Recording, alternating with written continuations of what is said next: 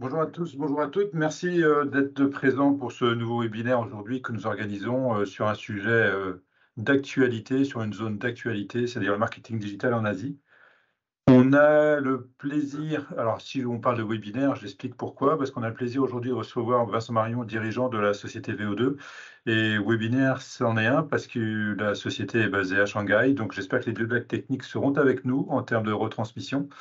Vincent sera accompagné de Sandra Sieka, qui est également chargée d'affaires pour les projets Zone Asie-Pacifique. Et on va aborder donc ce territoire avec un focus sur 4 pays. Le souhait de ce webinaire, on l'a eu suite à vos demandes, parce qu'il y a des nuances extrêmement importantes entre ces différents territoires. C'est pas une zone homogène, et chaque pays est assez pratique. Et on trouvait vraiment intéressant de les développer avec des gens qui ont l'expertise du sujet. Pour poser des questions, vous pourrez le faire après. Après chacun des pays, il y aura possibilité de poser évidemment des questions. Vous les poser à fil de l'eau, mais on les abordera à la fin de chaque pays. Le module à utiliser pour poser les questions, c'est le module QR et non pas le module conversation. Et en toute fin du webinaire, on vous lancera un sondage très rapide, hein, ça prend 2 minutes. Mais l'intérêt de ce sondage, c'est déjà savoir votre ressenti et également nous proposer d'autres thématiques que vous souhaiteriez aborder dans les jours ou les semaines ou les mois qui viennent. Voilà, je passe la main à Vincent pour ce webinaire Marketing Digital en Asie. Merci. Bonjour Jacques, bonjour à tous, merci pour votre participation. Donc comme Jacques vient de le citer, je suis actuellement basé à Shanghai, j'y habite depuis une dizaine d'années et on a monté une agence de communication digitale et transformation digitale, d'abord en Chine et qu'on a développé dans le reste de l'Asie. Et on accompagne des entreprises françaises à 80% parmi nos clients, au sein dans leur transformation digitale en Asie, dans leur communication digitale. Voilà. Donc, le bureau principal est basé à Shanghai. Et aussi, on a des antennes sur les pays qu'on va citer, donc Japon, Corée, Vietnam. Et on a aussi des activités à Hong Kong et Taïwan.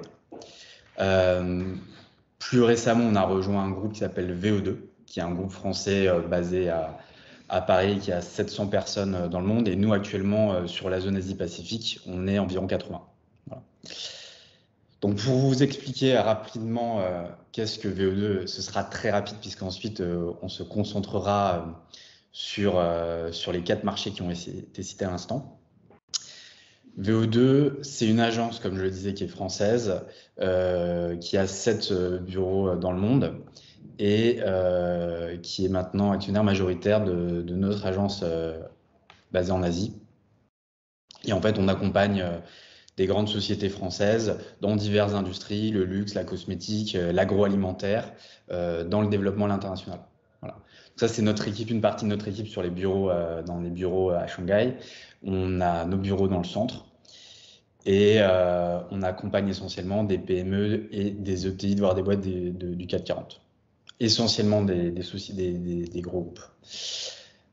Sur 5 métiers, donc la stratégie au sens large, transformation digitale, mais c'est aussi développement à l'international. Donc là, on le verra dans le cadre de la communication digitale. Vous êtes donc basé en Bretagne.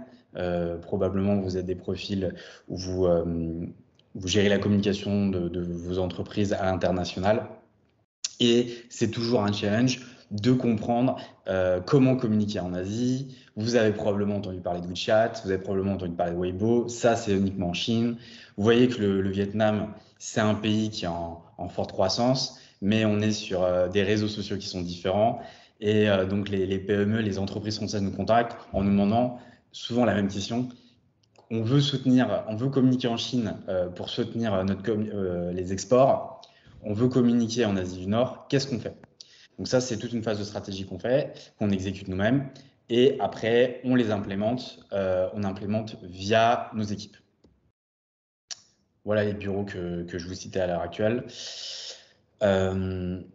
Concrètement, je ne vais pas vous lire tous les mots, mais ce qu'il faut voir, c'est qu'on définit des stratégies.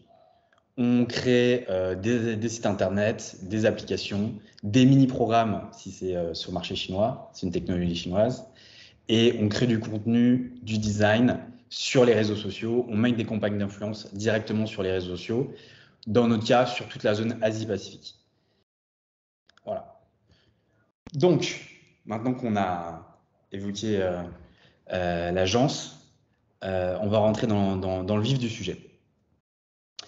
Premièrement, on va commencer par la Chine, puis la Corée, le Japon et on finira par le Vietnam. Vous allez voir que c'est 4 marchés qui sont très différents, avec des spécificités très différentes les unes des autres. Et à l'issue de chaque partie, vous pourrez effectivement poser des questions.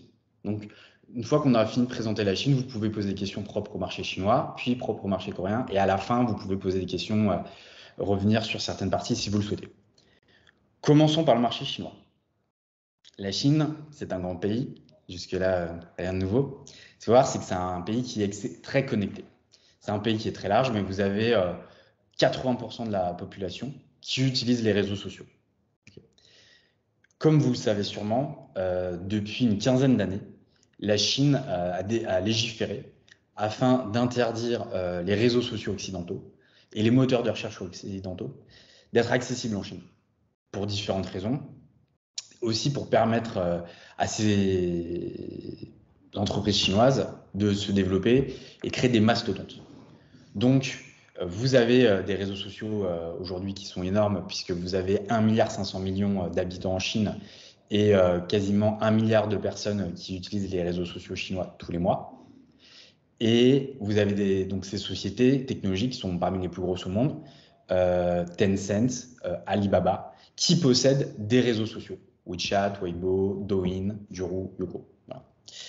Et donc, comme vous le savez sûrement, c'est inenvisageable de communiquer sur les réseaux sociaux étrangers pour communiquer en Chine, puisque la majorité de la population n'est pas présente dessus. Voilà. Ça, c'est le premier point. Le deuxième point, c'est que ce qu'il faut bien prendre en compte, c'est que les Chinois s'informent énormément sur les réseaux sociaux. Beaucoup plus que vous, ce que vous pouvez faire en France et en Europe en général, notamment pour des raisons historiques. La raison principale, c'est que on est en France, dans un pays où l'information est relativement libre, et pour s'informer, vous pouvez facilement vous connecter, allumer votre télévision, écouter la radio. Et en Chine, pour avoir une source d'information fiable, les personnes, en fait, les consommateurs demandent d'abord l'avis de leur famille, de leurs proches. C'est vraiment la source d'information la plus importante. Et dans un deuxième temps, c'est l'avis sur les réseaux sociaux qui compte le plus. Et donc, tous les médias traditionnels sont très peu considérés et très peu suivis. Mais les réseaux sociaux et la famille, mais bon, vous pouvez difficilement avoir un impact directement sur l'environnement familial de chacun, mais vous pouvez avoir un impact sur les réseaux sociaux, sont les premières sources d'influence. Ça, c'est le premier point. Ce qu'il faut voir aussi, c'est qu'en Chine, on a un écosystème digital qui est plus mature qu'en Europe, plus mature même qu'au Japon, qu'en Corée et qu'au Vietnam. Et donc moi, j'ai étudié en Chine pour la première fois en 2010. J'y habite en continu depuis 2014. Et j'observe des comportements des utilisateurs d'Internet qui sont différents en fait des comportements qu'on peut trouver en France. Et très souvent, en fait, ces comportements sont adoptés en Occident quelques années, dans les années à venir. Prenons un exemple. TikTok, maintenant, tout le monde connaît TikTok. Vous êtes peut-être ou pas sur TikTok. Vous vous demandez sûrement s'il faut aller sur TikTok. Si votre société est actuellement sur TikTok, je suis sûr qu'en 2017, vous auriez dit, bon, ça, si vous en avez entendu parler peut-être en 2020, vous vous auriez dit, c'est pas un réseau social qui a l'air pertinent. Est-ce que c'est pertinent d'y aller? Probablement, vous êtes encore dubitatif fin 2023. Moi, j'ai été très dubitatif aussi quand j'ai découvert ce réseau social-là en Chine. TikTok, en Chine, s'appelle Douyin. Douyin, c'est la maison mère de TikTok. Pour la première fois, vous avez un réseau social chinois qui a su s'exporter à l'international. C'est-à-dire que WeChat, Weibo, ce sont peut-être des réseaux sociaux dont vous en avez entendu parler, mais vous ne les utilisez pas en France. Par contre, vos enfants, si vous avez des adolescents, probablement ils sont sur TikTok. Et TikTok est une version de Douyin. Pourquoi je vous parle de tout ça? Parce que sur ce graphique, vous pouvez voir les comportements d'utilisateurs. Et ce que vous pouvez voir en bas, c'est que beaucoup d'entre eux regardent soit des live streams, ce qu'on est en train de faire à l'heure actuelle, soit des vidéos courtes, donc de 10-15 secondes, soit des vidéos longues, ce que vous pouvez trouver sur TikTok, mais aussi beaucoup sur YouTube. Et donc, cette part de consommation d'Internet et de réseaux sociaux, elle explose significativement.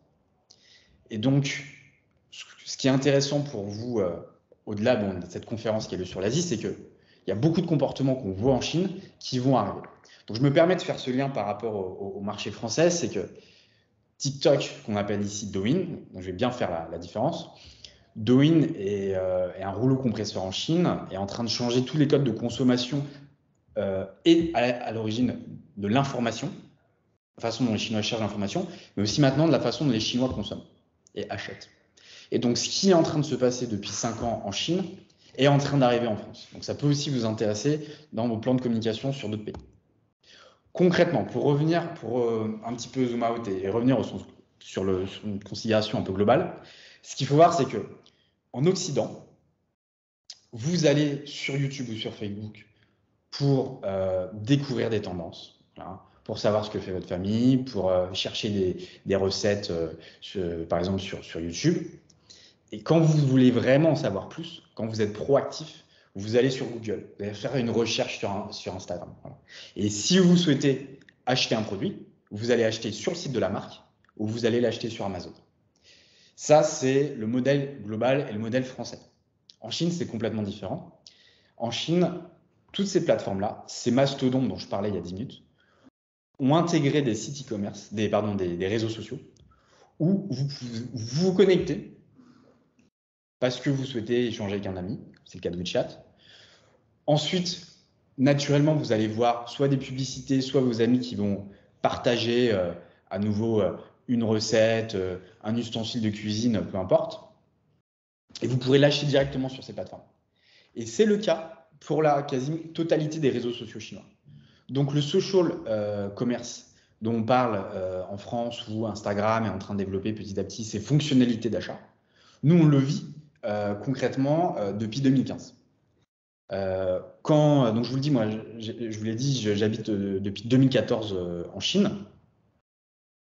En 2016, j'ai lancé le premier site e-commerce de fromage parce que j'étais français et que le fromage me manquait. Et donc, en fait, on a importé du fromage, on l'a vendu en B2C, B2B. Et il y a eu un momentum où WeChat existait depuis déjà 3-4 ans, donc tout le monde était dessus. Et on était parmi les premiers occidentaux à directement vendre sur WeChat. WeChat, c'est un WhatsApp amélioré. Souvent, les gens connaissent WeChat quand ils s'intéressent à l'export. Donc, c'est pour ça que je ne suis pas allé trop dans le détail. Il y a beaucoup d'autres choses à raconter. Mais donc, WeChat, c'est un WhatsApp amélioré où vous pouvez parler avec votre famille, vous renseigner et acheter des produits.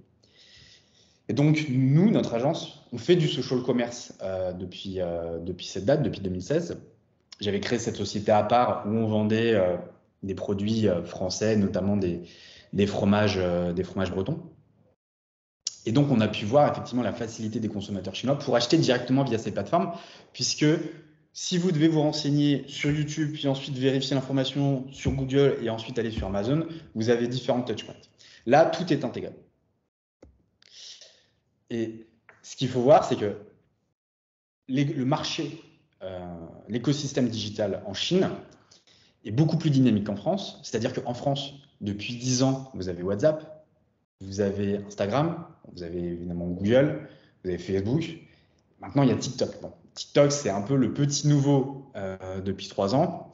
Mais les 4 plateformes que je vous ai citées, probablement vous les utilisez depuis 10 ans.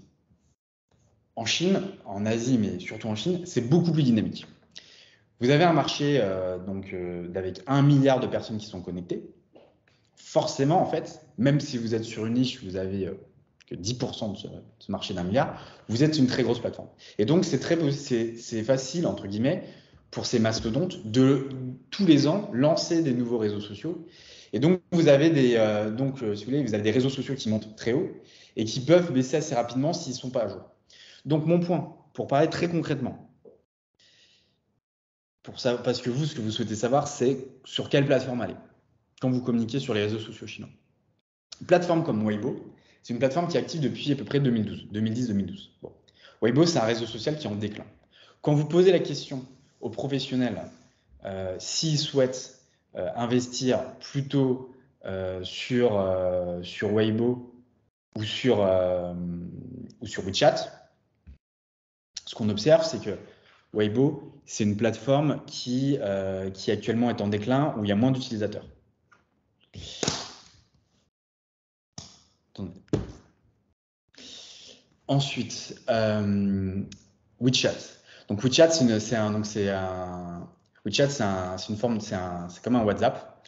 C'est un réseau social avec beaucoup de fonctionnalités, comme je le disais tout à l'heure. C'est un réseau social qui est encore utilisé pour faire du messaging d'application. C'est un réseau social qui est toujours pertinent. Vous pouvez toujours communiquer dessus si vous faites de la communication B2B. Si vous souhaitez communiquer sur WeChat, si vous lancez une communication sur WeChat en 2023 ou en 2024, je vous le déconseille, à moins d'être très spécialisé en B2B, parce que c'est un réseau social en fait qui va être très cher, où l'acquisition d'abonnés va être très très chère. Si vous souhaitez communiquer à destination de professionnels, ça peut être pertinent. Pourquoi? Parce que les professionnels utilisent encore cette plateforme pour communiquer. Comme aujourd'hui, on doit aborder 4 marchés qui sont très différents les uns des autres, j'ai passé beaucoup de temps sur la Chine, mais je ne peux pas rentrer dans les détails. Ce que je vais vous dire rapidement, et de toute façon, vous allez récupérer cette présentation plus tard, c'est que si vous devez aller en Chine, WeChat peut être pertinent pour le B2B. Red, qui est un Instagram chinois, peut être pertinent parce que vous allez communiquer avec des photos et c'est un réseau social qui n'est pas excessivement cher, où vous avez effectivement une nouvelle génération qui va sur ce réseau social-là, comme ils vont sur Instagram ou pour Pinterest, pour se renseigner, et ils découvrent des petites vidéos ou des photos. Et effectivement, dans ce cas-là, c'est pertinent d'investir dessus. Douyin, le TikTok chinois, c'est très bien, seulement c'est de la mini-vidéo.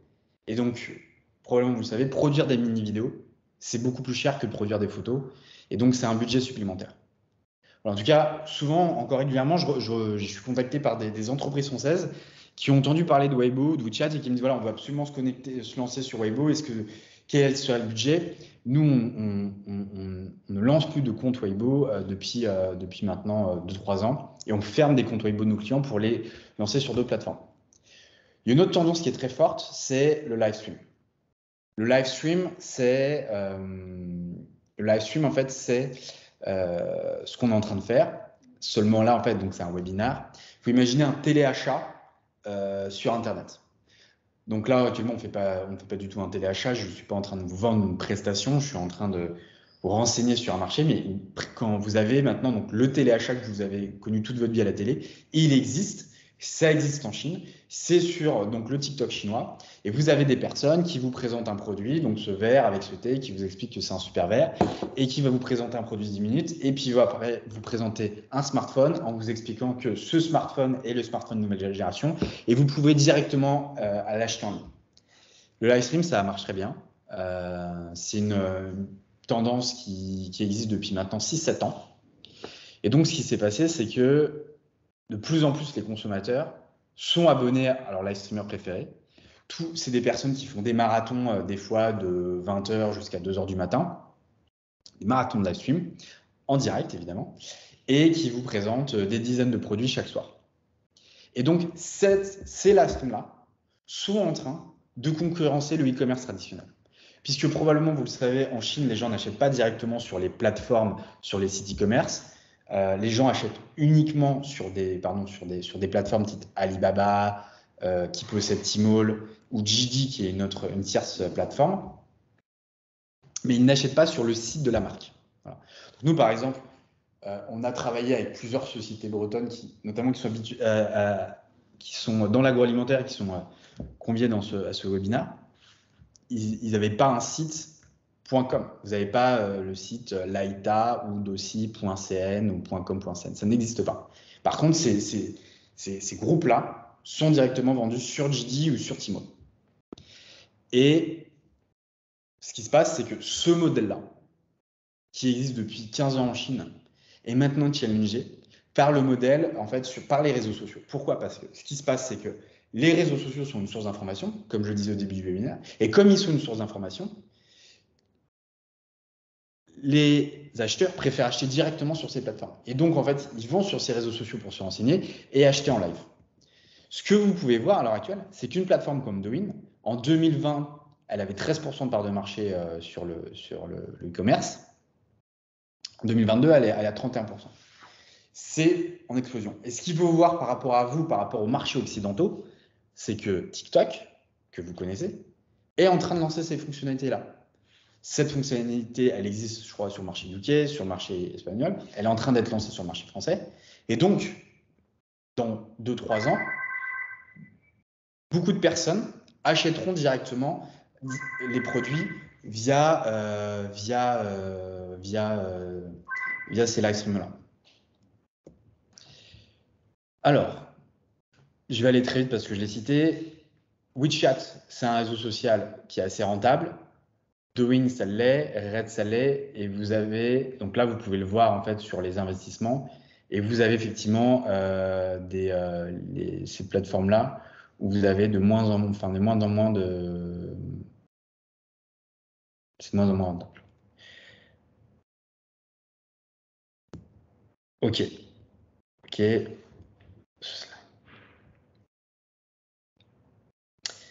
Ensuite, comment sur les budgets, donc quand vous interrogez les responsables, les personnes qui sont en charge, les directeurs marketing, qui sont en charge des investissements, quand vous les interrogez sur quel budget ils souhaitent développer, donc c'est exactement les plateformes que je vous ai citées. Ils souhaitent réduire les plateformes, donc plutôt WeChat, Weibo, qui sont les plus anciennes plateformes. Donc concrètement, si vous devez vous lancer en Chine, ne vous lancez pas sur des plateformes qui existent depuis 10 ans, lancez-vous sur des plateformes qui existent depuis 3-4 ans, puisque de toute façon, elles seront existantes depuis dans 5 à 6 ans. Et en fait, je vous conseille plutôt de miser sur des plateformes en croissance que sur des plateformes en déclin. Ça peut sembler logique, mais vous ne constatiez pas forcément jusqu'à maintenant que ces plateformes étaient très grosses. Je vais vous maintenant citer 2 exemples qui sont des exemples qu'on maîtrise bien, qui sont nos clients. Les vins de Provence. Les vins de Provence, c'est un exemple qui est très intéressant. Pourquoi? Parce que autant en France, d'avril à octobre, les vins de Provence, le rosé de Provence, c'est le chouchou des Français. Et pour être venu un peu cet été en France, je vois à quel point les rayons sont bien pourvus. En Chine, le vin de Provence, c'est pas encore la mode. Les Américains se l'arrachent, les Européens se l'arrachent, mais pas encore en Chine. Pourquoi? Parce que le rosé est encore peu méconnu.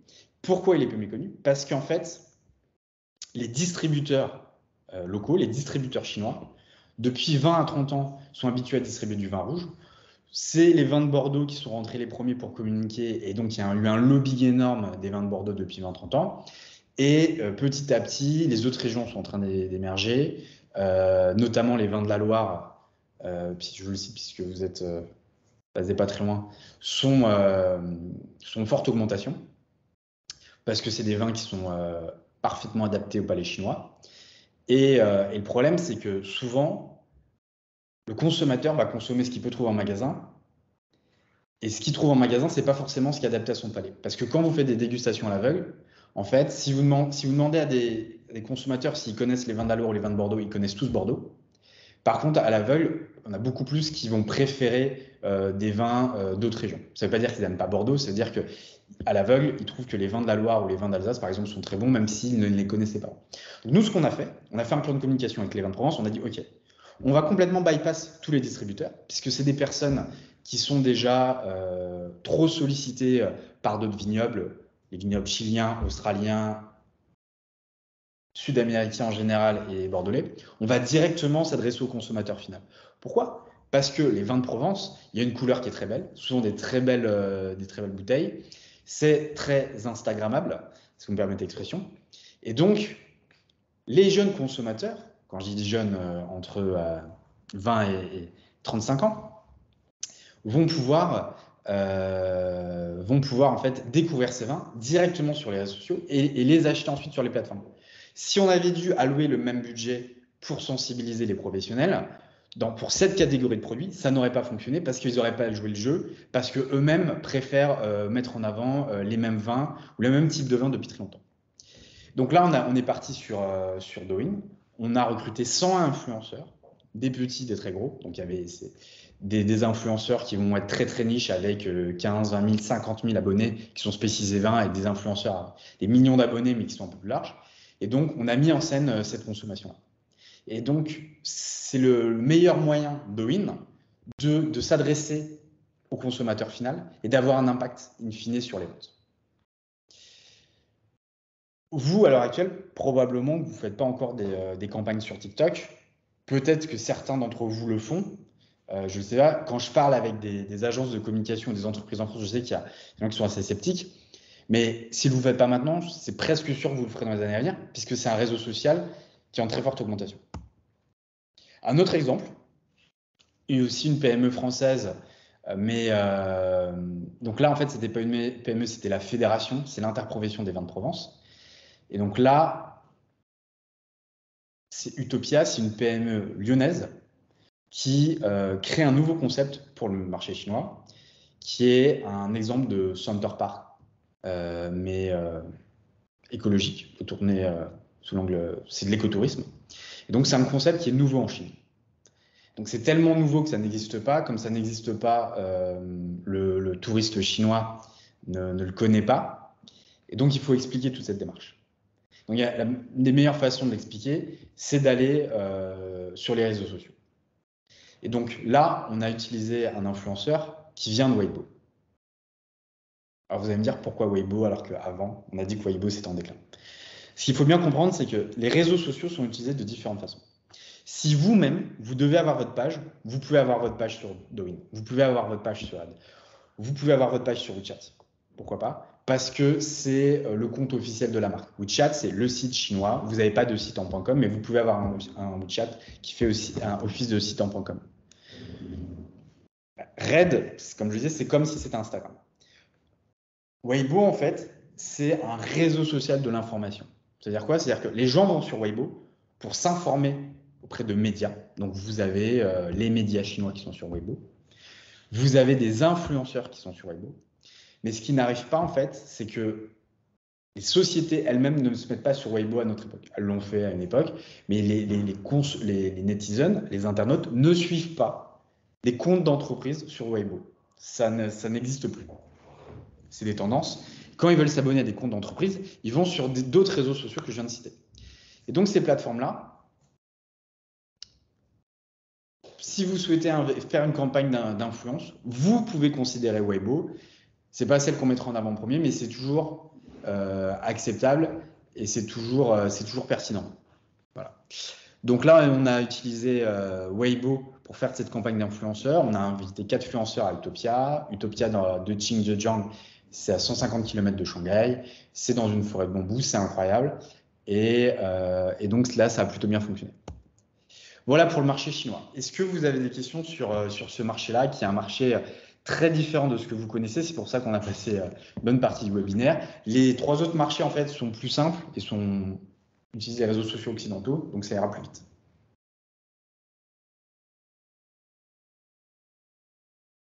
Apparemment, tout le monde est sans voix. Mais donc, pour poser des questions, n'hésitez pas à utiliser le module QR. S'il y a personne qui veut se lancer, on va embrayer tout de suite sur la Corée du Sud. Cela dit, je suis à peu près certain que les questions vont émerger au bout d'un moment. Donc, je ne sais pas si parmi vous, il y a déjà des gens présents sur les réseaux sociaux en Chine. On a cité deux grosses TI agroalimentaires qui le sont, évidemment, mais dans les PME, peut-être. L'intérêt, c'est de partager votre expérience ou de aborder des questions pour lesquelles vous n'avez pas encore de réponse. Donc, si vous ne pouvez pas le faire maintenant, n'hésitez pas à le faire plus tard. Il n'y a pas de problème, on le fera en fin de webinaire. On envoie sur la Corée du Sud à ce moment-là? J'ai une question, Jacques, pour poser une question. Est-ce que vous pourriez rappeler le process, s'il vous plaît? Ouais, c'est donc le module QR, pas le module conversation, qui va nous permettre ensuite de grappiller vos questions. Et évidemment, je n'avais pas vu certains points. Alors, il y a des questions. Alors, une question qui porte sur la communication dans le domaine médical. Est-ce qu'il y a des restrictions? Il y a beaucoup de restrictions dans ce domaine-là. En fait, il y a beaucoup de restrictions parce qu'il y a eu par le passé des scandales, c'est-à-dire concrètement, donc vous avez l'équivalent de Google en Chine, c'est Baidu. La différence, c'est que Google, entre guillemets, est assez neutre. Baidu a monétisé ses propres plateformes et a vendu des pages accessibles à Big Pharma. Et donc oui, il y a eu beaucoup de scandales il y a une dizaine d'années, et donc c'est très régulé. Nous, ce qu'on fait, on communique sur quasiment tous les secteurs, et beaucoup dans l'agroalimentaire, notamment. mais aussi sur le médical. Et il y a beaucoup de choses qui sont interdites. Donc, je vous donne un exemple qu'on va très bien comprendre. C'est pas autorisé. Si vous faites la promotion du vin, c'est impossible de porter le vin, de boire le vin publiquement. Il faut le cacher. Donc, vous pouvez avoir du vin, vous pouvez avoir un verre de vin, vous pouvez pas le boire. Chaque secteur, sur chaque secteur, il y a des restrictions qui sont assez simples, hein. Nous, on les connaît. Maintenant, par exemple, sur le luxe, où il y a peu d'enjeux, le tourisme, il y a peu d'enjeux, mais c'est vrai qu'il y a certaines règles par secteur et il faut les connaître. Donc, il faut juste faire attention. Et souvent, en fait, si vous travaillez avec une agence qui a des références dans ce domaine-là, elle les connaîtra. Voilà. Et donc, comment nous, on les connaît? La veille, on travaille avec des avocats. Une autre question, qu'est-ce que vous pensez de la stratégie KOC versus KOL? En fait, donc KOC, Key Opinion Customer, donc c'est des petits influenceurs en fait qui sont très très niches et qui vont en fait avoir de l'impact auprès d'une communauté très réduite mais très niche. Et KOL, donc c'est des Key Opinion Leaders, donc des gens qui ont beaucoup plus de visibilité. Ce qu'il faut voir, c'est une bonne communication. Ouais. Non, allez-y, Vincent. Une bonne communication, donc je reprends cet exemple. 101 influenceurs. Vous avez des KOL, vous avez des KOC. Pourquoi? Parce qu'il nous faut un KOL qui a 1 million d'abonnés, parce qu'à un moment donné, on doit faire de la masse, toucher beaucoup de gens. Mais vous avez une vidéo. Concrètement, si un utilisateur va sur Douyin, il ouvre Douyin, il tape vin rosé, vin de Provence ou vin français. Bon. Il voit un seul post, parce qu'on a créé un seul influenceur. Et ok, certes, il va voir qu'il y a eu 1 million de vues sur une vidéo, mais il va se dire, ok, il y a une vidéo qui a eu 1 million de vues, peu de gens en parlent. Par contre, si vous mixez entre gros influenceurs et des petits influenceurs, il va voir qu'il y a un gros nombre de vidéos. Il va se dire, ah tiens, il y a eu 101 vidéos. Donc pour nous, en tant qu'agence, c'est un travail énorme. Évidemment que c'est beaucoup plus simple de travailler avec 2 gros influenceurs que d'en travailler avec 100, avec beaucoup de petits qui font une long tail. Mais ça permet, au moment où le consommateur fait ses recherches sur les réseaux sociaux, qu'il y ait 101 vidéos générées par notre agence.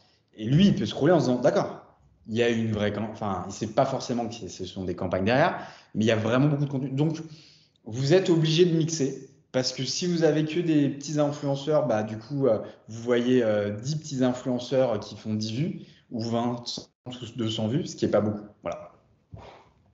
L'échelle chinoise est quand même pas la même que chez nous, hein, clairement. Le QR code est-il utilisé? Si oui, un peu, beaucoup, passionnément. Passionnément. Alors, nous, en Chine, au niveau du Covid, il n'y a pas une accélération du QR code. C'est-à-dire que on ne paye qu'avec des QR codes. Je n'ai pas mon portefeuille avec moi, je ne l'ai jamais, ce qui pose beaucoup de problèmes quand j'arrive en France, puisque je sors avec mon téléphone dans la rue. Et maintenant, effectivement, vous pouvez payer avec des cartes, avec je ne sais plus comment ça s'appelle, le compte sans contact.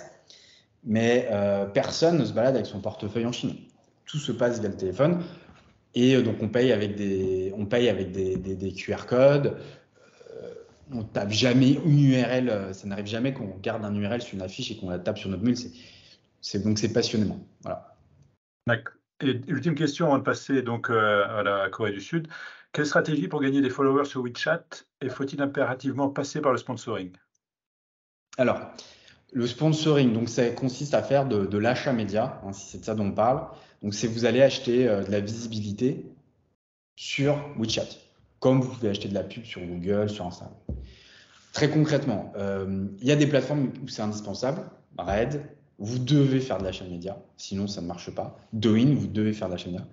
WeChat, c'est un réseau social qui ne fonctionne pas bien sur de l'achat média.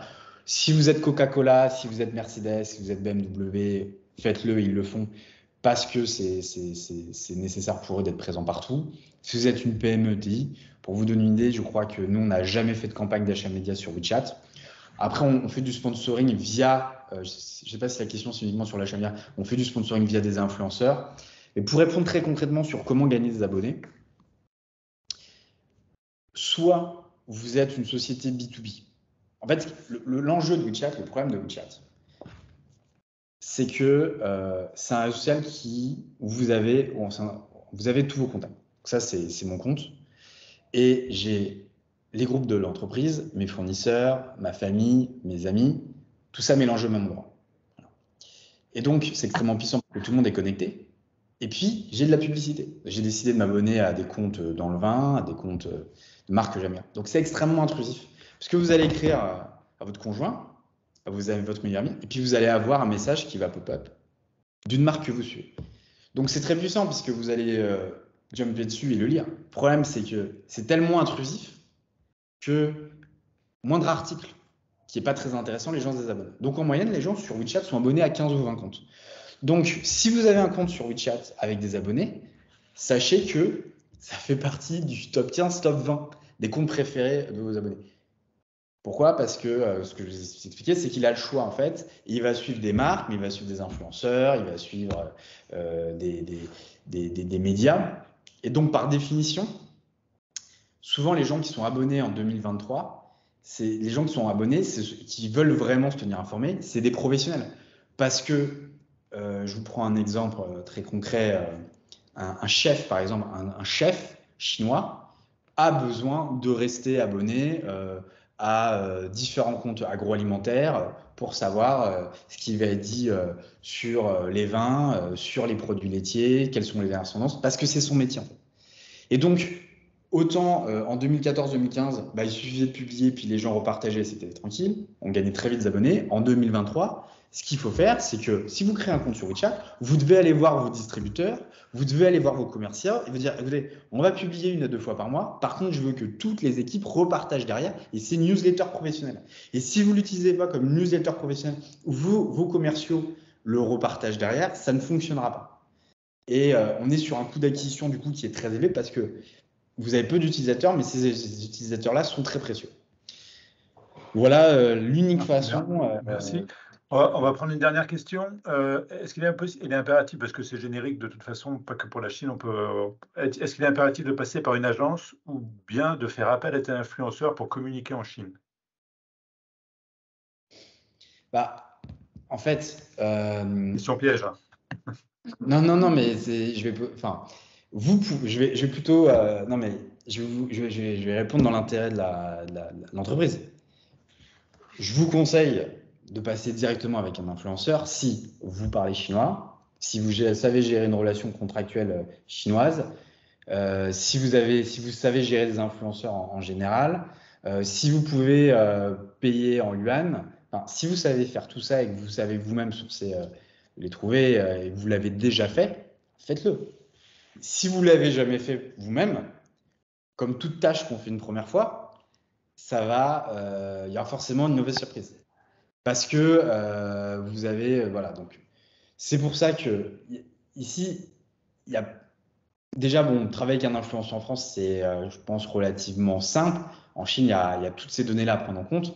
C'est pour ça que souvent, en fait, les entreprises travaillent avec des agences parce qu'elles vont dire, bon, moi, je vois beaucoup de personnes qui communiquent sur les réseaux sociaux chinois. Par contre, je ne sais pas qui communique bien, qui a une vraie communauté, qui me rapportera vraiment un vrai ROI.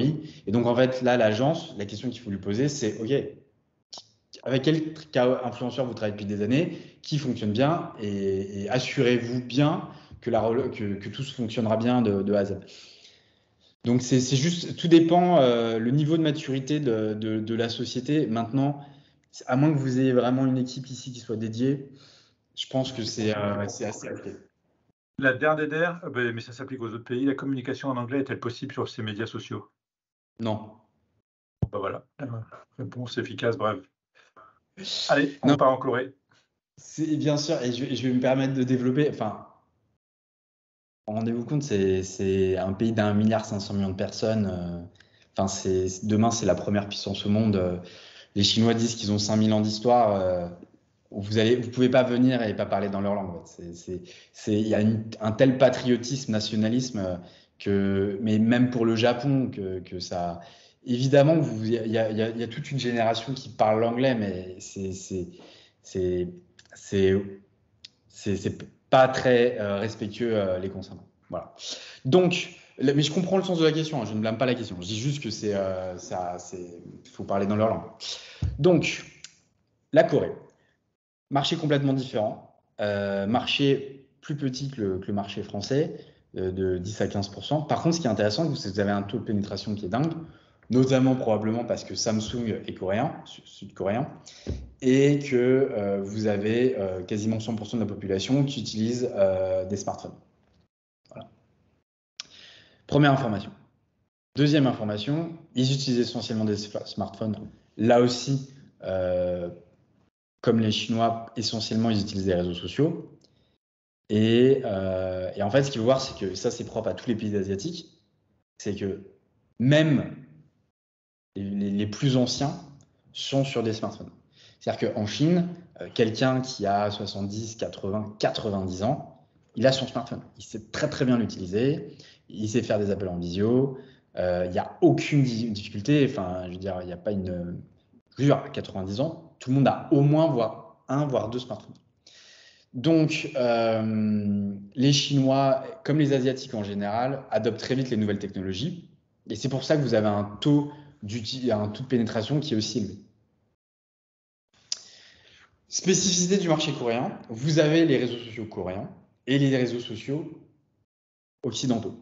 En France, à part BeReal, qui est un réseau social français, je ne sais pas si vous le connaissez, mais Cocorico, c'est notre seul réseau social qui a réussi à être international. Tous les autres réseaux sociaux que vous utilisez, ce sont des réseaux sociaux américains. TikTok, c'est une société qui est basée à Singapour, chinoise, mais il n'y a aucun réseau social français puissant. Sur tous les autres marchés, vous avez donc Corée, Japon, Vietnam, vous avez les deux.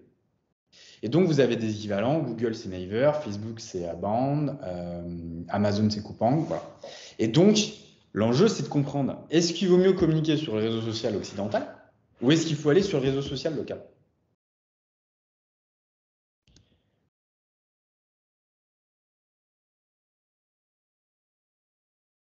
Donc, la publicité en Corée a considérablement évolué ces dernières années, notamment grâce au Covid. Ça, c'est une tendance qui n'a pas changé, en fait, qui est semblable à la France. Ce qu'il faut voir en Chine, c'est qu'il y avait une telle maturité sur le marché chinois que le Covid n'a pas vraiment accéléré la digitalisation parce qu'on était déjà très digitalisé, on utilisait beaucoup les QR codes pour reprendre la question tout à l'heure. Par contre, en Corée, c'est un marché comme le Japon, il y a le off-trade, le marché retail qui est très développé en offline. Et donc, le e-commerce a explosé durant le Covid. Et notamment, vous avez des marchés comme le vin qui était interdit à la vente en ligne, qui ont été autorisés pendant le Covid. À la demande générale, cette loi est passée.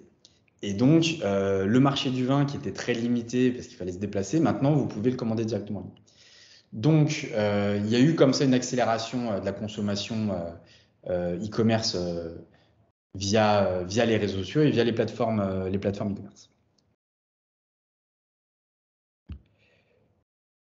En termes d'utilisation, donc les plateformes les plus utilisées, les plateformes internationales, vous avez YouTube, puis Facebook, puis Instagram.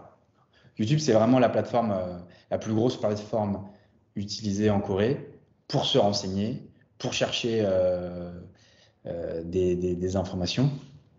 Twitter, TikTok, c'est encore très mineur. Par contre, si vous devez... Excusez-moi. Voilà. Pour revenir sur... si vous devez prendre en compte le groupe Meta dans son ensemble, qui est composé de Instagram, Facebook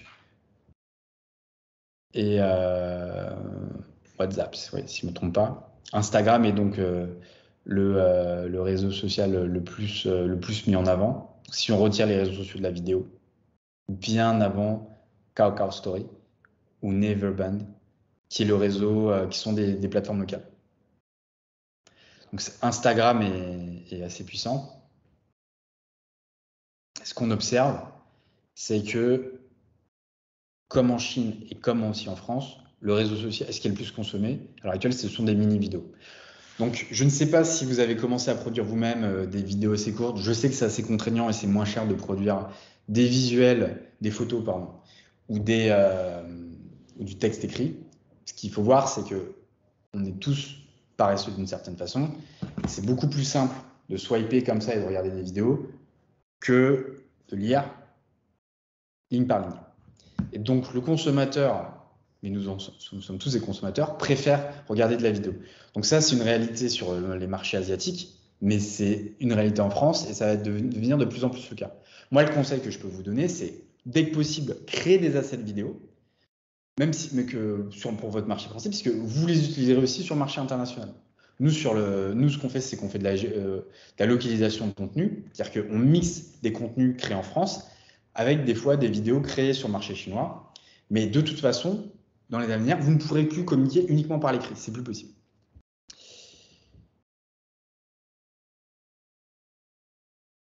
Naver.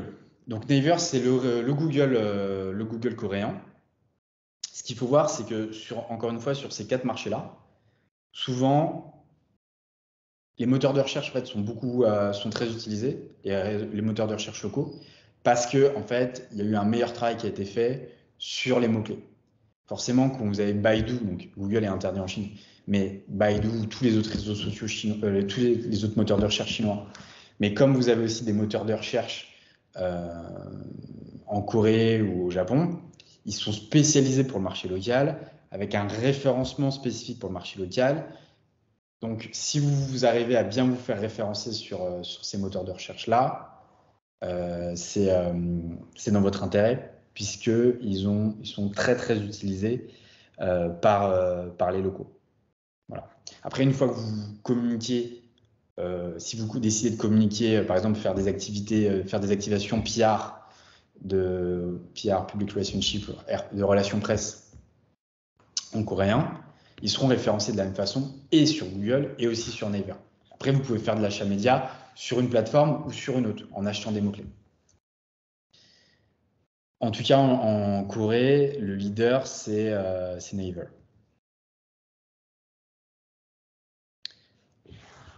Un de nos clients, un de nos plus gros clients d'ailleurs, c'est le syndicat des produits laitiers. Donc, en France, on l'appelle le PNIEL. On gère la promotion du beurre sur la zone Asie du Nord, Japon, Corée, Taïwan, Chine continentale. Et donc, pendant 3 ans, on a dû faire des activations.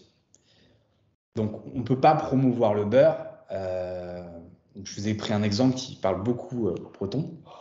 On ne peut pas promouvoir le beurre en Asie comme on fait la promotion du beurre en Bretagne.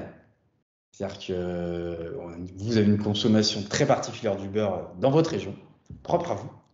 Il y a une consommation du beurre un peu différente dans les autres régions françaises. Et puis, il y a la consommation du beurre en Asie qui n'a rien à voir, puisque en Asie, ils utilisent d'abord l'huile. C'est-à-dire qu'ils mettent de l'huile dans la casserole et après, ils réfléchissent à ce qu'ils mettent dans la casserole. Et donc, le beurre, c'est complètement différent. C'est un produit qui est beaucoup plus noble. Donc, nous, notre approche pour promouvoir le beurre breton, notamment en Corée, c'est de dire, voilà, il faut voir le moment de consommation où les consommateurs locaux sont susceptibles d'utiliser le beurre. Et en Corée, comme partout en Asie du Nord, l'afternoon tea est un moment de consommation privilégiée, où on peut facilement introduire du beurre. Donc là, par exemple, vous pouvez voir des scones, on utilise du beurre, et en plus de ça, on a rajouté du beurre dessus. Et donc l'idée, si vous voulez, c'est, là je quitte la partie réseau social, mais j'évoque une partie stratégie, création digitale, sur comment, parce qu'il y a le bon réseau social à sélectionner, mais après il y a toute la partie adaptation. Et donc, si vous avez des contenus français, c'est très bien, mais des fois, comme je le disais il y a 5 minutes, c'est nécessaire d'adapter. Et donc là, on a décidé de sélectionner le moment de consommation de l'afternoon tea et on a créé des recettes avec du beurre. On a amené des influenceurs qui ont fait ces recettes avec nous, qui les ont dégustées avec nous. Donc dans le plan de communication, on a retenu 3 plateformes. Blog, qui est le réseau social local le plus puissant. Blog, en fait, donc tous les Coréens ont un compte blog. Et en fait, donc, comme le nom l'indique, c'est un réseau social où vous avez plein de blogs et vous allez sur cette plateforme-là pour vous renseigner. Donc vous vous renseignez, vous pouvez avoir des recettes, vous pouvez avoir plein de choses. Et c'est vu comme une vraie plateforme d'information, comme peut l'être des blogs en France. Simplement, il n'y a plus la mode des blogs en France depuis quelques années. Blog, ça appartient au groupe Naver, qui est, comme je le disais tout à l'heure, le moteur de recherche leader, 15 fois plus gros que Google. Et donc, via Naver, vous accédez directement aux plateformes blog. Voilà. Et donc, c'est une spécificité de ce marché qui n'est pas propre, que vous ne retrouvez pas évidemment sur les autres marchés asiatiques, puisque Naver est présent que en Corée. Et donc nous, notre focus numéro 1, c'était d'aller sur cette plateforme-là. Donc vous, demain, si vous devez communiquer sur le marché coréen, plutôt que de créer des pages, parce que ça coûte très cher en fait, de créer sa propre page sur tous les marchés, si vous voulez faire une campagne d'influence, travaillez avec une agence de communication qui vous proposera d'abord d'aller sur blog. Après, il peut y avoir des spécificités, mais c'est vraiment la plateforme la plus influente. Deuxièmement, Instagram, qui est puissant, qui est la plateforme occidentale la plus puissante, mais qui restera moins puissante que Blog Naver. Voilà. Et ce qu'il faut voir aussi, petit tip par rapport au marché coréen, c'est que, et vous le verrez aussi par rapport au marché japonais, c'est que si vous communiquez en Corée, l'esthétisme est important, mais moins important que sur certains marchés. Et ce qui compte le plus, voilà, c'est l'environnement, c'est le fait que c'est de mettre en scène la famille. Donc là, c'est pas le cas sur ces visuels-là parce qu'on voulait d'abord montrer les produits. Mais souvent, sur les autres visuels, on met en avant les modes de communication avec des consommateurs, puisque c'est pas tant le produit qui compte, mais c'est le moment partagé. Voilà pour cette activation en Corée. Est-ce que vous avez des questions avant qu'on passe sur le marché japonais? Non, il y a deux questions. Une question d'ordre général. Si on ne parle pas les langues asiatiques, peut-on utiliser les outils de traduction en ligne? Sont-ils fiables? Alors, en 2023, moi je trouve que c'est très fiable. Alors, vous avez tout un tas de plateformes qui sont Google Translate, c'est assez fiable. Nous, on utilise beaucoup la AI au sein de notre agence. Et c'est vrai que ChatGPT fait des traductions incroyables. Donc, faut voir que donc, nous, on a plusieurs nationalités dans nos équipes. Maintenant, les équipes chinoises, ou japonaises ou coréennes, écrivent des mails en français mieux que nous.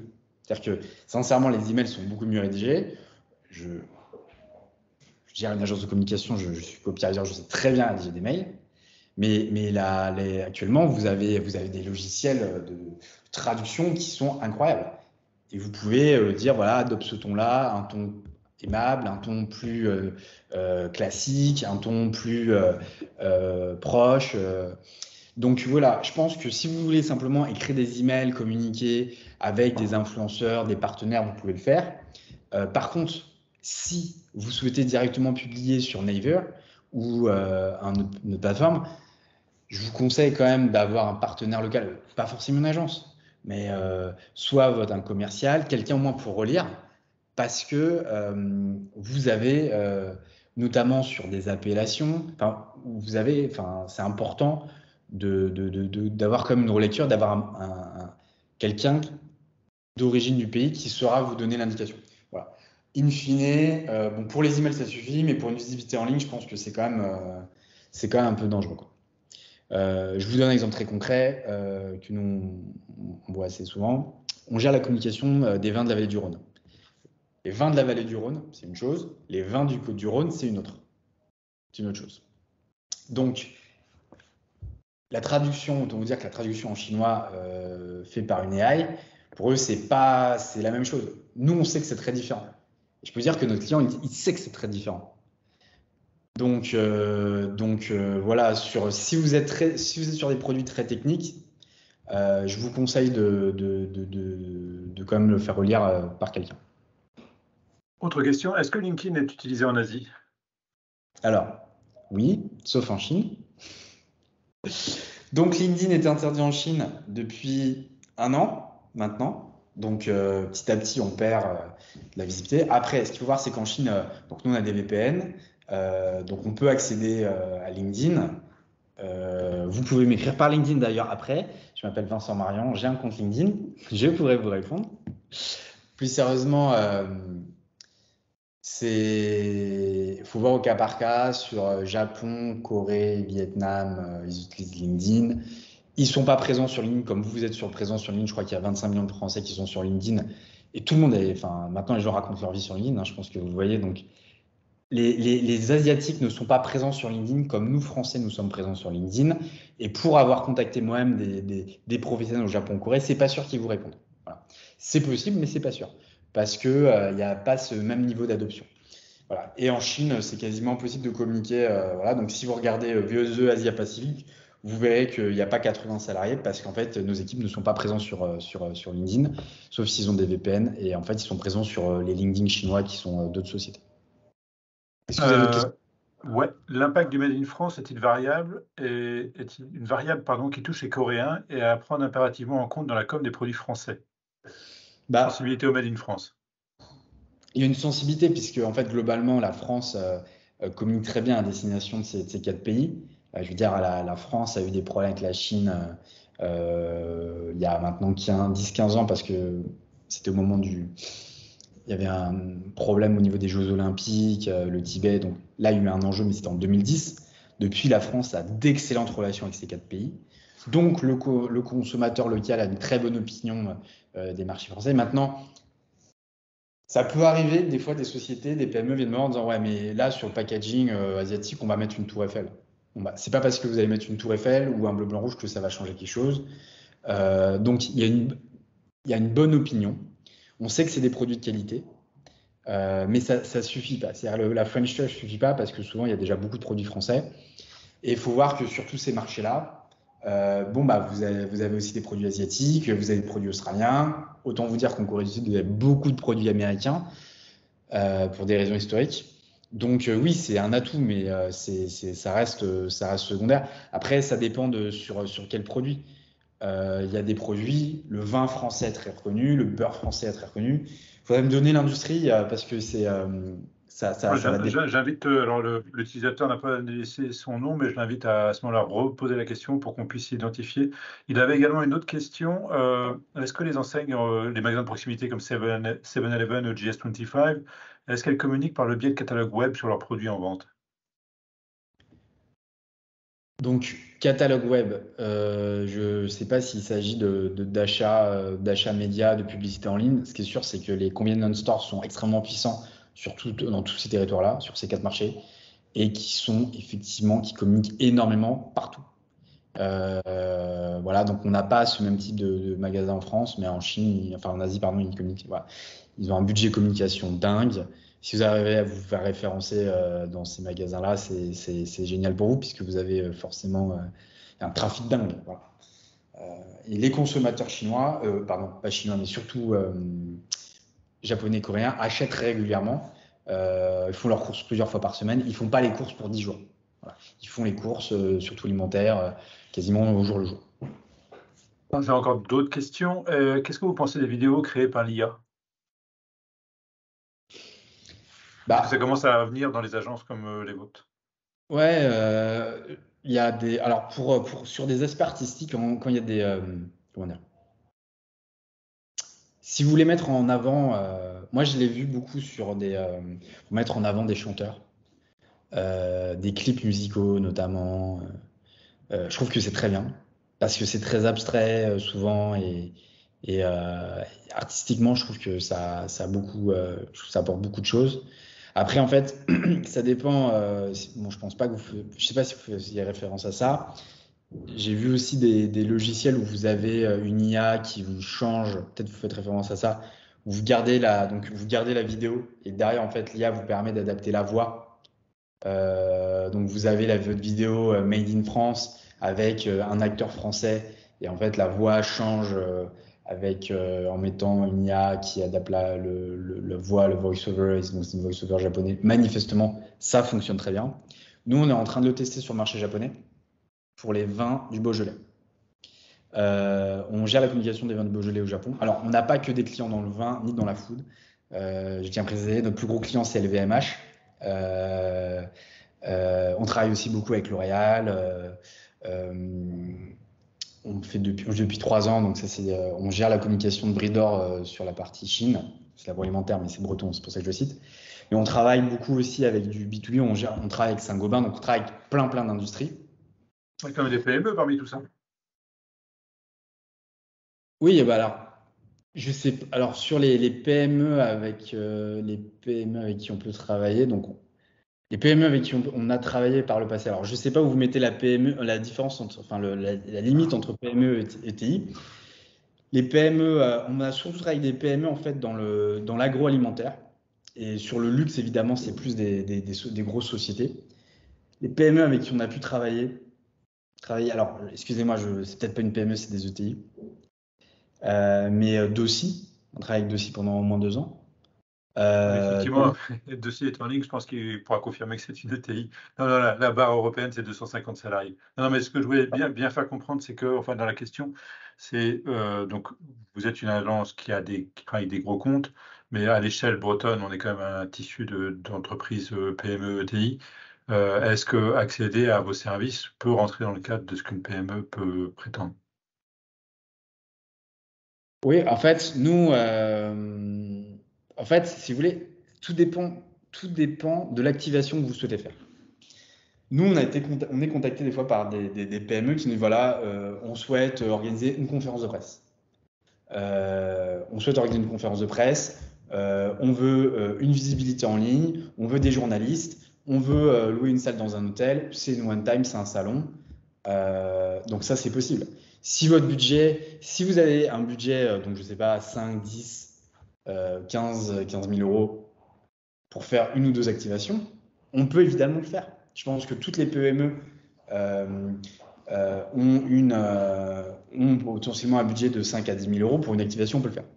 Par rapport au terme de, enfin, il faut vous rendre compte que j'ai vécu 10 ans en Chine ces dernières années, donc pour moi la définition de PME et ETI en Chine elle est complètement différente. Nous on est une TPE ici, donc voilà, je voulais offenser personne, mais ici une PME on peut dire PME quand vous êtes encore, si vous n'avez pas plus de 2000 salariés, vous êtes une PME. Voilà.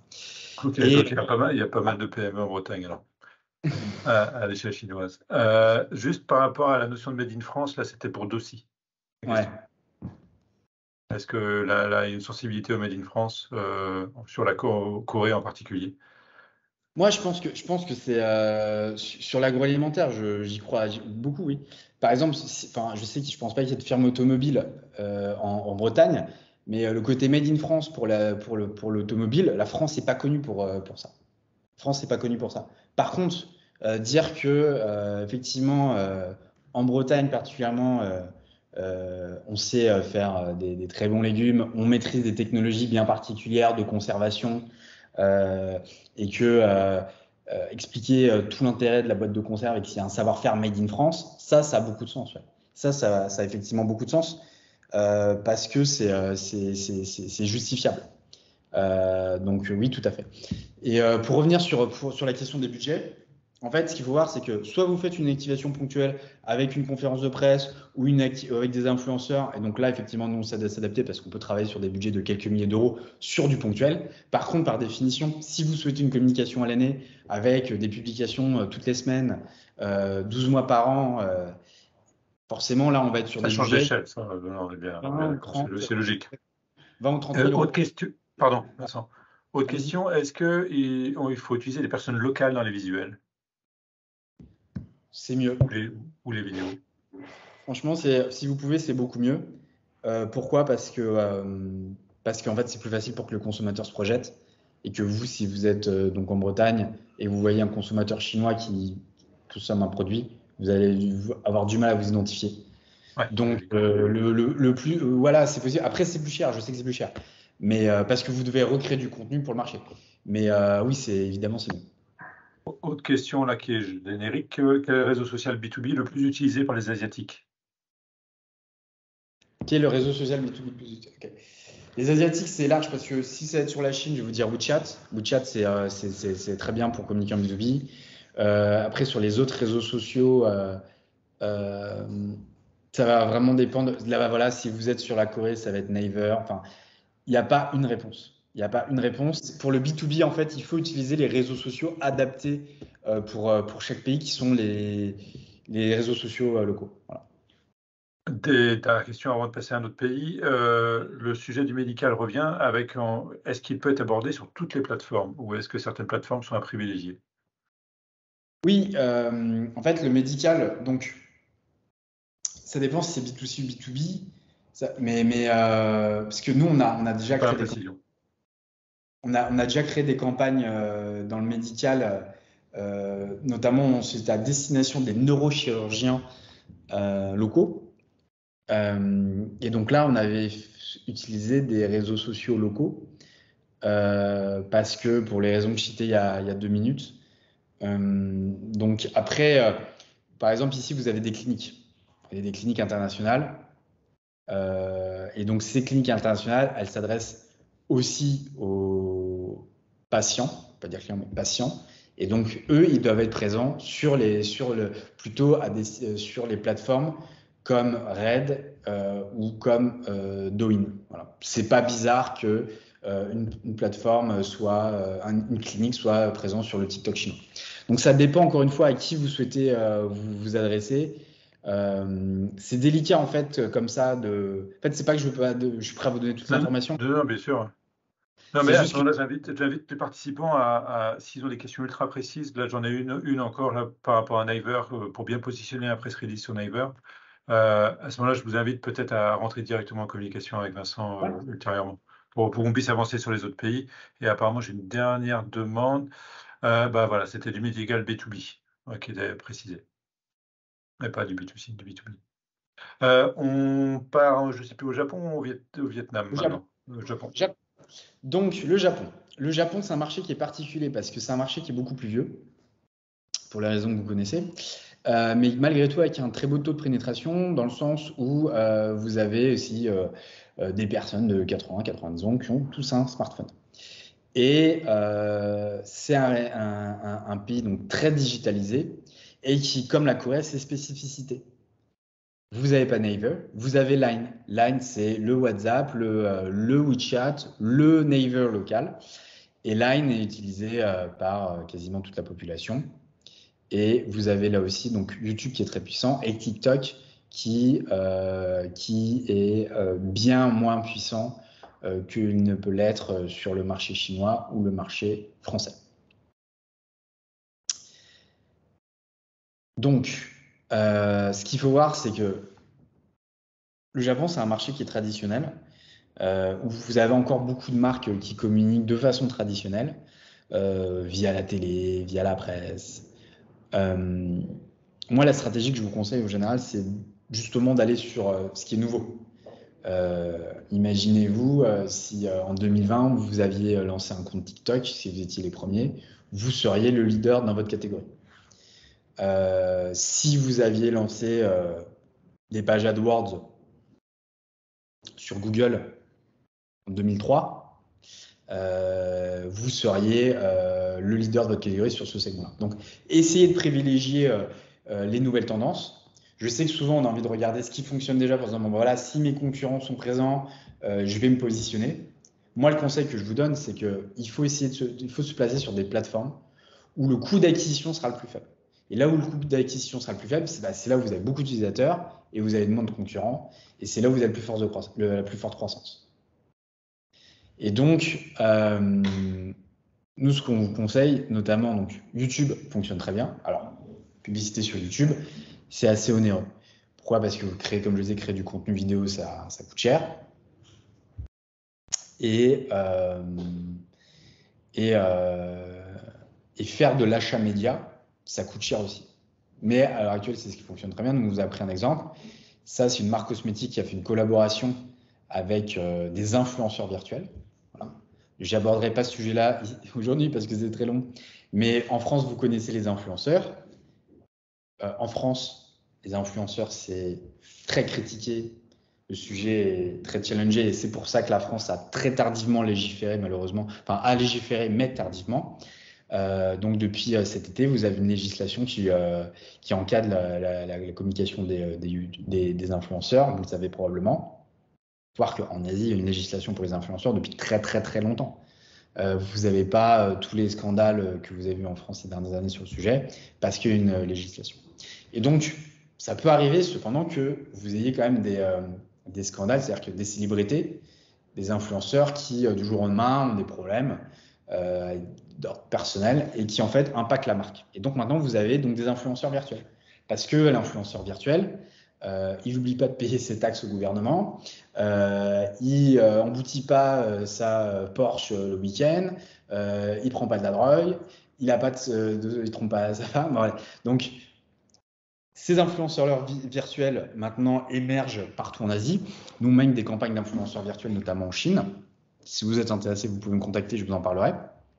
Et donc ça, vous l'avez aussi au Japon, puisque c'est un marché où le dessin animé, le comic est très développé.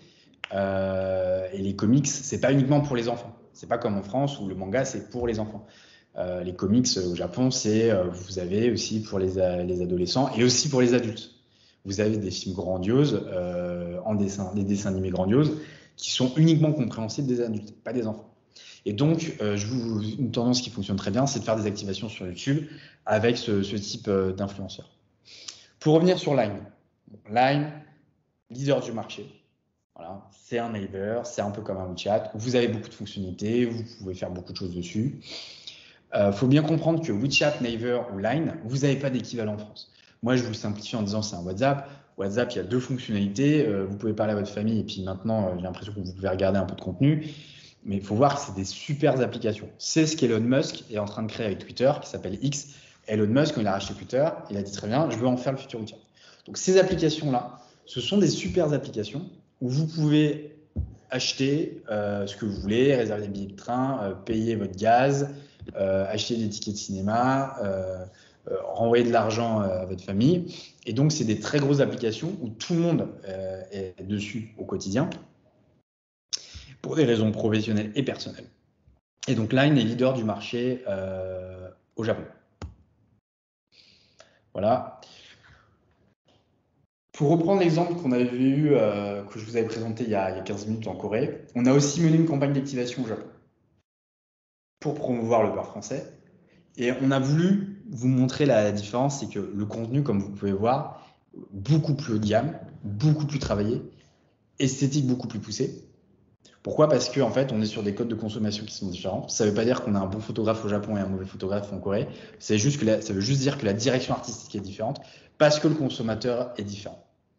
Et que les Japonais, comme vous le savez, sont dans le détail, ils sont dans la minutie. Et on ne pouvait pas se permettre en fait, d'avoir les photos coréennes qui sont adaptées pour le marché coréen et de les utiliser pour le marché local. Parce qu'en Corée, c'est une consommation en famille, c'est généreux, c'est plus spontané. Et qu'en Corée, on est plus sur le détail.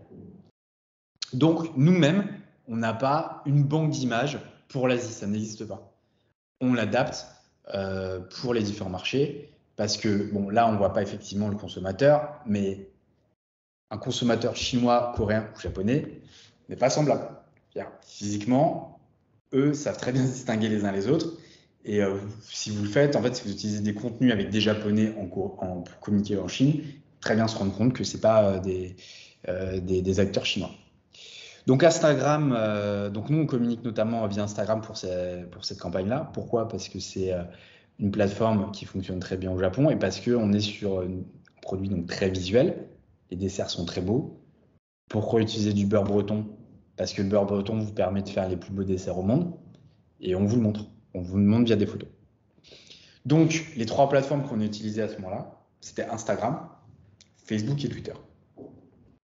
Et donc, on a recruté 10 influenceurs pour faire à peu près 18 posts. Et on a eu 3 millions de vues. Voilà. Je crois que ça fait quasiment 1h30, donc je vais avancer un peu plus rapidement. On a aussi communiqué sur des blogs traditionnels. Voilà. Ça fonctionne très bien. Ça n'aurait pas fonctionné ce type d'activation en Chine, mais au Japon, ça fonctionne bien. Le blog fonctionne très bien. Donc, je vous le recommande aussi de trouver les blogs de vos professions et de passer via des blogs. Voilà. Est-ce que vous avez des questions sur le marché japonais? Vous dire cela. A priori, pour le moment, non. Je ne sais pas si quelqu'un souhaite aborder des questions pratiques vécues, des interrogations. Sinon, on passe directement au Vietnam, quitte à revenir ensuite, il n'y a pas de souci. Donc, le marché vietnamien. Marché encore très différent, puisque on est sur un marché une économie beaucoup moins mature que l'économie japonaise, sud-coréenne et chinoise. Donc, c'est un marché qui est extrêmement dynamique, qui est en forte croissance, une population beaucoup plus jeune que les 3 autres marchés, une population qui parlait très peu anglais il y a 10 ans, mais à force de YouTube et d'éducation qui maintenant parlent plutôt correctement anglais dans les grandes villes. Et malgré tout, il ne faut pas communiquer en anglais à destination des Vietnamiens, mais qui peuvent quand même s'informer sur les réseaux sociaux occidentaux. Et donc, ce qui est intéressant sur le marché vietnamien, c'est que si vous êtes une PME, ce qui a l'air d'être le cas, ça peut être pertinent pour vous d'envisager ce marché-là, parce qu'en fait, c'est un marché où vous avez beaucoup moins de concurrence. Et donc, certes, vous avez 100 millions d'habitants, vous n'avez pas 100 millions de personnes qui ont un vrai pouvoir d'achat, vous en avez beaucoup moins. Par contre, la croissance au Vietnam, elle est incroyable. Donc, si vous commencez à communiquer maintenant, dans 5 à 10 ans, vous serez un acteur, un des plus gros acteurs, un des acteurs les plus connus de votre catégorie. Donc, aussi très fort taux de pénétration, d'utilisation d'Internet sur les réseaux sociaux au Vietnam. Pourquoi moins qu'ailleurs? Parce qu'évidemment, c'est une population qui est moins fortunée, donc qui utilise moins les smartphones, mais ça reste quand même très élevé. Et ce qu'il faut voir, c'est qu'ils utilisent surtout les réseaux sociaux occidentaux et Zalo. Alors Zalo, comme vous avez compris, c'est le WeChat, le Naver, le Line local. Par contre, moi, je vous déconseille d'utiliser Zalo contrairement aux autres pays, parce que Zalo, en fait, c'est certes l'équivalent, mais c'est surtout en fait utilisé souvent par en fait toute la population, mais aussi beaucoup la population dans les campagnes, dans les zones urbaines, pardon, les zones non urbaines. Et donc très concrètement, vous en tant que PME française, vous êtes sur un positionnement haut de gamme, vous avez un produit avec forte technologie que vous souhaitez vendre à l'export. Et donc vous vous adressez pas aux 100 millions de Vietnamiens, vous vous adressez à une niche. Et donc, cette niche, elle n'est pas sur Zalo. Cette niche, elle est éduquée, elle a un fort pouvoir d'achat, elle parle peut-être anglais. Et donc, par définition, elle est sur les réseaux sociaux occidentaux. Et donc, oubliez Zalo actuellement. Concentrez-vous sur les plateformes américaines, YouTube, Facebook, pas Instagram à l'heure actuelle, je vous dirai pourquoi. Mais concentrez-vous sur les deux premières plateformes. L'enjeu avec YouTube, encore une fois, c'est de créer des contenus vidéo. C'est assez onéreux. Bon. Donc, si vous avez une forte stratégie, faites-le. Ça peut, pour commencer, c'est pas la meilleure façon, mais si vous avez le budget, je vous recommande de le faire. Zalo, donc je viens de vous en parler. Donc voilà, vous pouvez le voir, on est sur une plateforme de design qui est assez simple. On n'est pas sur une plateforme de design très haut de gamme. Pour avoir été plusieurs fois au Vietnam, parce qu'on a beaucoup d'activités au Vietnam, moi, quand je parle avec mes équipes ou avec mes amis vietnamiens, je n'utilise pas Zalo. Je pourrais discuter avec eux via Zalo. On parle avec Messenger, voilà, on parle avec WhatsApp, et on est sur une plateforme qui ne met pas assez en valeur les produits internationaux. Donc, on a été contacté par une coopérative du sud de la vallée du Rhône, qui s'appelle Marenon. Et eux, donc, nous ont posé la question que vous pourriez nous poser, c'est, OK, sur les 4 territoires, sur quel marché on se lance?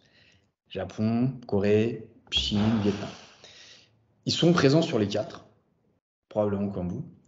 Et en fait, l'enjeu, c'est de savoir, est-ce que je vais sur le marché où j'ai 1 milliard de consommateurs, ou je vais sur le marché japonais où il y a moins de consommateurs, où il y a un peu de croissance, mais c'est très stable parce que le Japon, ça fait 1 ou 2 croissances par an maximum sur certains secteurs. Mais de toute façon, c'est tellement mature que c'est très difficile de gagner des parts de marché. Est-ce que je vais sur le marché coréen qui a l'air plus dynamique, mais qui est très limité en termes de taille, puisque au global, c'est un marché qui peut près de 40 millions de consommateurs qui ont un pouvoir d'achat suffisant?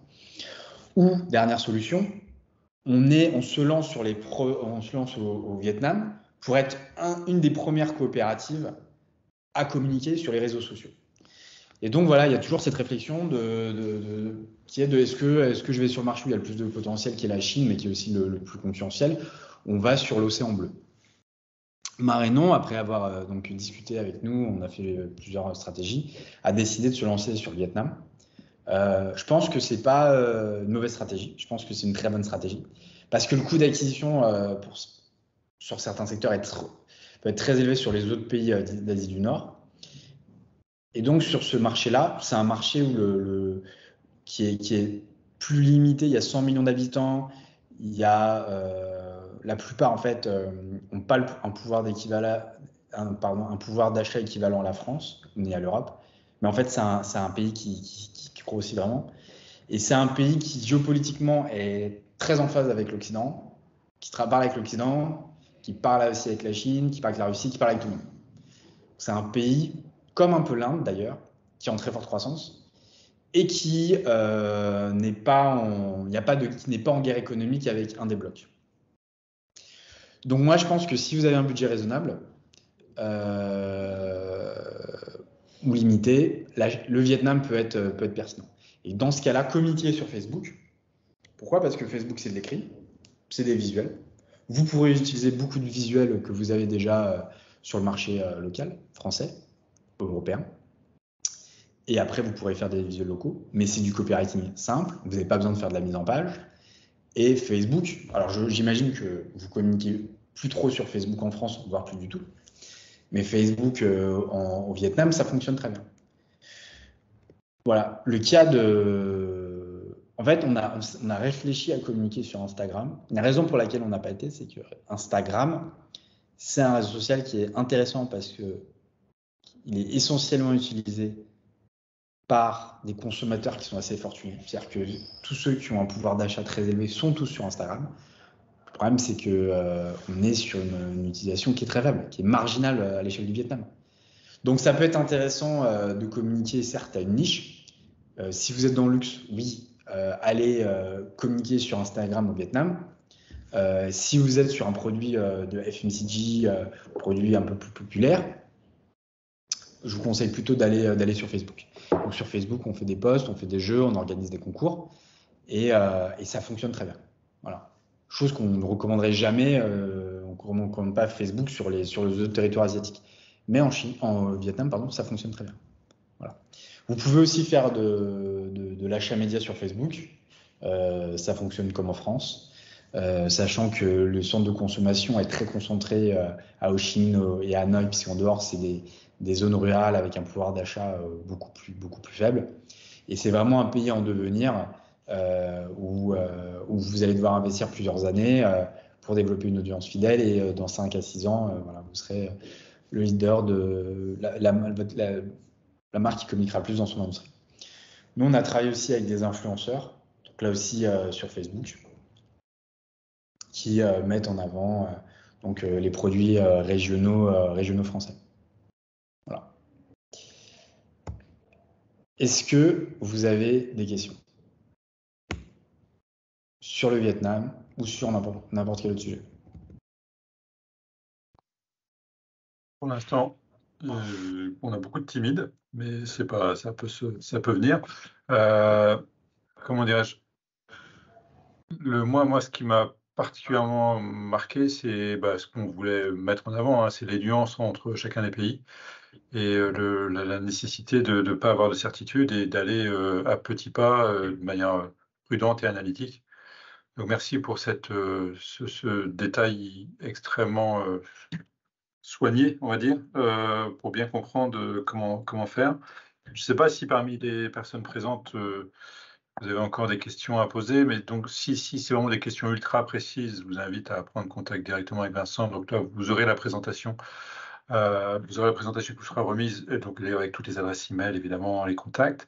J'ai une question relative à Vietnam. Est-ce que ça s'applique aussi en B2B? Est-ce qu'on peut poster en anglais au Vietnam? Enfin, Facebook au Vietnam, est-ce que ça s'applique aussi en B2B et peut-on poster en anglais? Voilà, ça serait... Non, en fait, si vous voulez avoir un impact, vous pouvez pas le faire. Faut voir que la population vietnamienne, il y a 10 ans, parlait quasiment pas anglais, comme je le disais. Ils ont appris anglais par eux-mêmes parce qu'ils ont téléchargé YouTube. C'est la même question. Vous pourriez vous poser la question à vous-même. Est-ce que les Bretons voudraient lire des communications en anglais? Si vraiment, oui, vous parlez probablement tous anglais, puisque vous suivez des affaires internationales. Si vraiment vous avez envie d'avoir un C'est impact, enfin, langue un locale impact, impératif. avoir la langue Ce qui est, locale. ce qui Ouais. est- ce qui est logique de toute façon. Là, j'ai une question très synthétique mais extrêmement intéressante. C'est, si j'ai bien compris, pour ces 4 pays, il faut privilégier les réseaux sociaux et les influenceurs avant de créer les sites web. Ça, c'est une interrogation. Ouais, Qu'est-ce en que vous en fait, alors, pensez? je pense que c'est exactement. Bon, déjà, à aucun moment, moi, j'ai suggéré de créer de créer de sites web. Je suggérais de communiquer sur les réseaux sociaux parce que sur tous ces pays-là, le site web n'est pas forcément pertinent. Sauf, enfin, si vous êtes une PME, si vous êtes une ETI, ça peut être intéressant. Nous, on maintient des sites web pour des grosses ETI françaises en Asie. Mais non, il faut aller, en fait, il faut aller sur les réseaux sociaux et l'étape numéro une, c'est de faire des campagnes d'influence. Moi, je vous le dis dans le sens où c'est vraiment votre intérêt en tant que responsable export. Une agence, peu importe l'agence, mais l'agence vous dira, donc, dans mon intérêt, ok, vaut mieux qu'une agence de communication vous dise oui, on va vous créer votre réseau social, enfin sur vos comptes sur les réseaux sociaux, euh, et après on va créer du contenu. Ça c'est très bien pour l'agence. Pourquoi? Parce que toute la production est maintenue en fait au sein de l'agence et tout ce que vous donnez dans l'agence est gardé.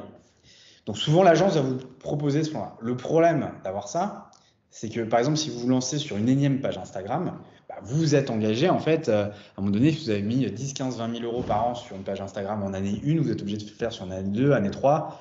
Puis si vous ne faites pas, vous allez avoir une page vide. Bon, c'est très contraignant en fait.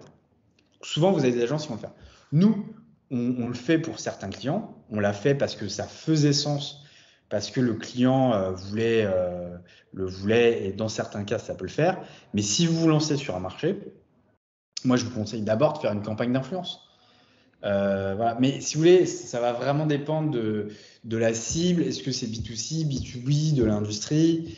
Voilà. Mais sur une campagne ponctuelle, avec 5 ou 10 000 euros, vous pouvez déjà faire une campagne d'influence. Mais il faut que ça ait sens. Parce que c'est très compliqué de faire une recommandation très générale. Ce que je peux vous dire, en tout cas, c'est que la tendance à l'heure actuelle est de plutôt faire des campagnes d'influence.